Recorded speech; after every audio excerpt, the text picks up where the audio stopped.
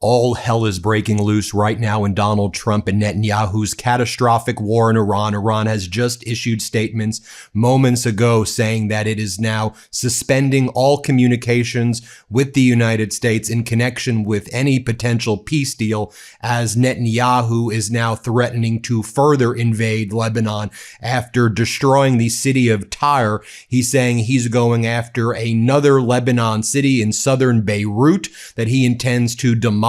And Iran says, have you looked up the definition of a ceasefire in a dictionary? Because we made it very clear that part of this ceasefire were security guarantees in Lebanon as well. And right now it seems that Netanyahu's doing everything he can to pull the United States out of any peace by escalating in Lebanon since there was a purported ceasefire. Do y'all remember when they had the leaders of Lebanon show up in Washington, D.C., and they made a whole big deal about it? There's a ceasefire everywhere, ceasefire. Well, Netanyahu has further escalated things in Lebanon. We've been covering it every day here on the MeidasTouch network. And now Iran is saying, we're out. We're not having any communications with you. Donald Trump then made a social media post like, I think the negotiations are going very well. Then an NBC reporter called Donald Trump and said, you realize that Iran just said that they are suspending all discussions with you. And they're also threatening to not just further shut down the Strait of Hormuz, but that they're also going to be shutting down the Bab el-Mandab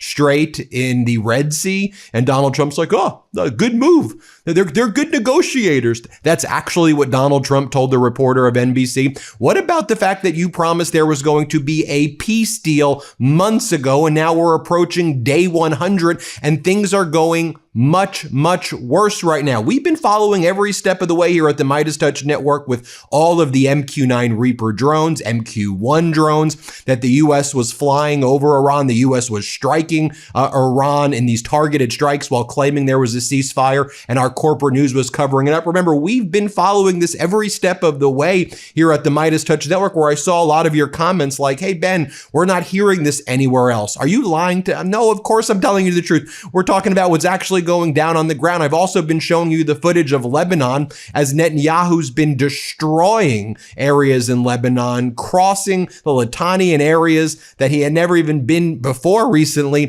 escalating things there. And this was so predictable that this was going to happen. So here's what we learned this morning. Iran says they're suspending all talks, all messages, all exchanges with the United States in protest of Israel's military actions in Lebanon, according to Iran's Tasman news agency. Great. So Netanyahu got us into this catastrophic and unlawful war in Iran in the first place. Then Donald Trump tried to tie a peace deal with all the Arab nations need to become allies with Israel, which none of the Arab nations said they wanted to do. And now we're being forced back into having no chance of peace whatsoever because Netanyahu's now further invading Lebanon.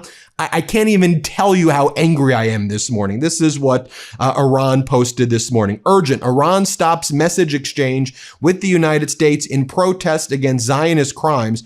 The determination of the Iranian armed forces and all axes of resistance front to respond to Zionist crimes and open new fronts. Tasman's information, again, Tasnim is the Iranian regime media that's close to the IRGC, the military. It's like their military media, if you will.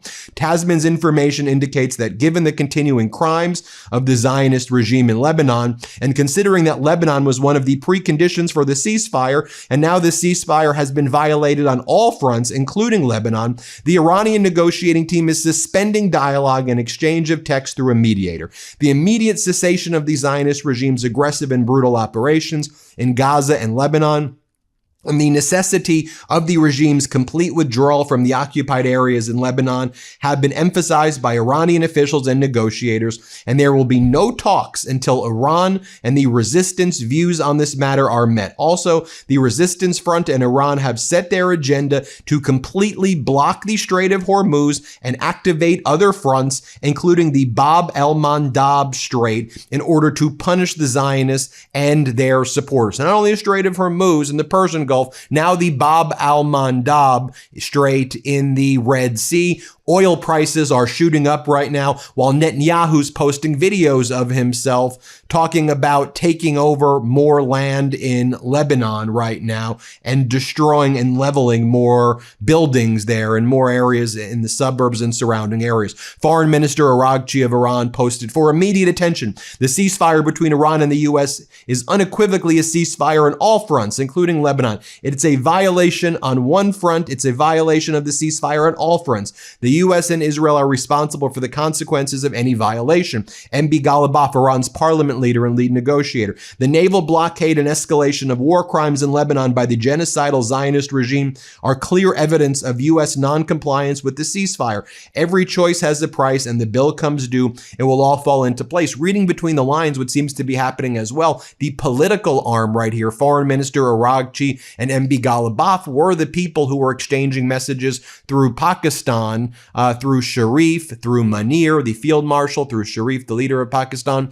And they seem to now they've tried to reach a resolution. They were the ones who seem to have worked out this memorandum of understanding, perhaps with J.D. Vance and Marco Rubio, that Donald Trump never ended up entering into. And now, not that they've been fully pushed aside, but it seems that the IRGC in Iran is saying, look, we tried that route. You wanted us to go the political diplomatic route. As we told you, Donald Trump and Netanyahu were just going to use the time to further go into Lebanon and further destroy things over there and to further attack areas in the Strait of Hormuz. So now, not to suggest that, Araghchi and Ghalibaf, were given full powers to do these negotiations. I just think, of course, it all has to be approved by the Ayatollah, and the IRGC has a major part. I think we see the IRGC saying, all right, we're going to do this our way now. And this is why you can't have any trust at all into anything that Trump and Netanyahu say ever. Iran's military central headquarters through the IRGC just issued this stern warning as well. Netanyahu's latest threats against the Daya area in the suburb area near Beirut violate the ceasefire. Should he proceed, residents of the northern occupied territories in the area that the northern occupiers are referring to areas that Israel considers Israel, that in Palestine and Iran, they say these are the occupied areas, that these areas must evacuate immediately to avoid direct consequences. In other words, Iran will be shooting into Israel immediately. Iran's IRGC spokesperson over here warns Israel's northern areas, abandon right now, evacuate, we're going to be striking there. Iran's highest military command, Qatem al-Anbaya, warns it will directly strike northern Israeli territory and military settlements if Netanyahu carries out his just announced strike on Beirut, and they're now urging residents to immediately leave the area in northern Israel. Netanyahu told everyone, evacuate right now in the Daya area in Beirut. Israel announced imminent IDF strikes on Hezbollah targets in Beirut's Daya district, with the IDF issuing an evacuation warning 4:50 p.m. Beirut time, and residents are now fleeing. Iran's media arm posted the following photo of the definition of ceasefire: a temporary suspension of fighting, a truce. A ceasefire means this is what they say that Donald Trump's definition is. A ceasefire means we can attack, but they cannot respond.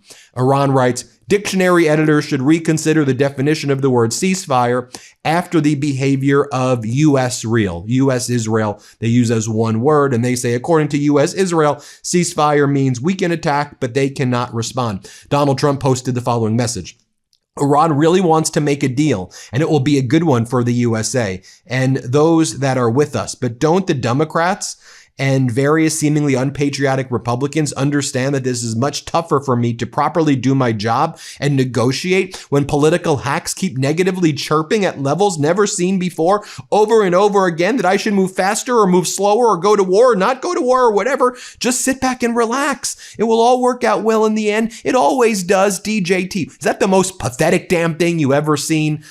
President of the United States, right? It makes it so much more difficult with all this chirping. Can you please stop? Just relax. relax, just chill out. You said back in March you were going to get a ceasefire. You said there would be a peace deal in March. Now Americans are suffering more than ever. People are needlessly dying abroad because of your sick and disgusting actions, and it makes me so utterly livid this morning, and always, but particularly this is just making me so damn angry because we have an idiot in the White House who doesn't know what the hell he's doing, who's letting Netanyahu run all over him, who cannot make a deal for the life of him, and who just posts these things on social media while the people in my country and the people abroad are just suffering, and it makes me so damn angry. Our editor-in-chief, Ron Filipkowski, writes, maybe if he hadn't been telling us for 3 months that a surrender deal with Iran was imminent, he wouldn't have to post at like 1:02 a.m. that he has no idea how to get out of this war while accomplishing anything meaningful. And then an NBC reporter, Garrett Hack, reached out to Donald Trump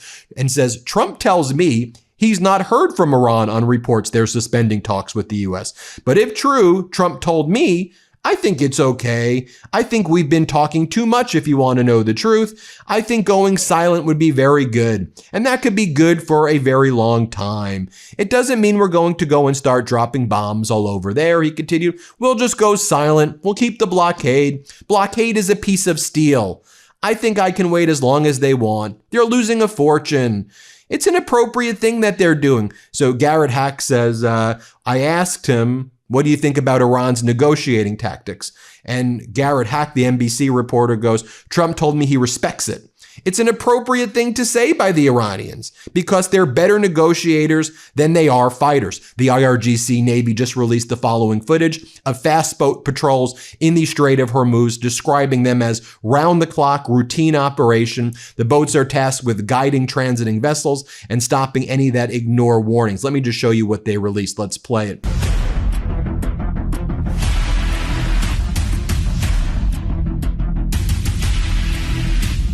Also, satellite imagery from May 29th shows a 252-meter vessel on fire at the entrance of the Strait of Hormuz with four suspected IRGC large speedboats approaching from the Iranian direction and a fifth departing southeast. Take a look at it right there.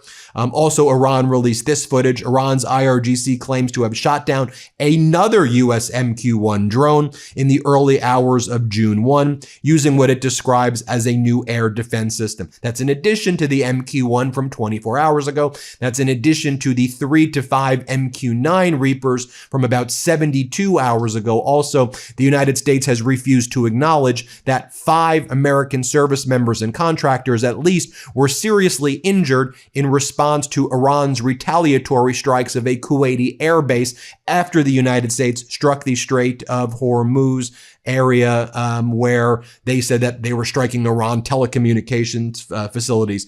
Take a look right here at one of the ships that Iran just disabled. A Panama flag container ship was hit near the Qasr in Iraq area. UK MTO, that's the United Kingdom Maritime Office, reports an unknown projectile just hit the starboard side, causing a large explosion. Iraqi sources say it may be mechanical fault instead. Mechanical fault. Oh, sure. Just like when all of the air bases in Kuwait by the United States and service members are injured, it's the falling debris of the drones. We're not stupid. Corporate media is done. The MeidasTouch network is here actually reporting on what the hell's really happening. We can use our common sense. We know what's happening. U.S. oil prices are surging, up 8% in the past few hours. That may hit as high as 12 to 15% on this news. Also, you see right here where the United States is now putting all of its airplanes right now. It's refueling tankers. It's KC-135s. It's KC-46s. The U.S. has moved them out of the air bases in the Middle East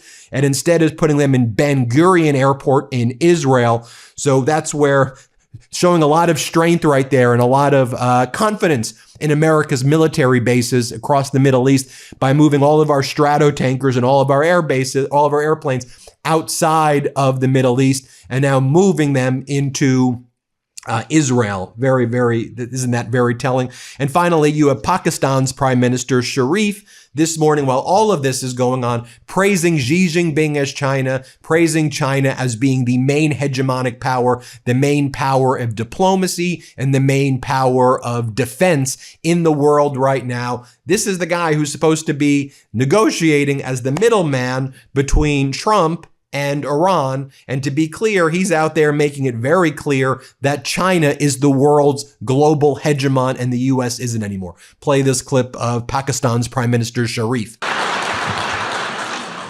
Ladies and gentlemen, under the most dynamic and visionary leadership of President Xi Jinping, China has lifted 800 million people out of poverty, provided jobs to millions of people. China, in terms of economic power, is second to none. China, in terms of military power, is at par with the most powerful nation in this world. Yet, President Xi Jinping's philosophy promoting peace and his vision to resolve the most dangerous conflicts through dialogue and diplomacy is something which makes President Xi Jinping not only a towering figure, but one of the most respected leaders in this world in this day and age. Well, there you have it, folks. Comprehensive update of what's happening.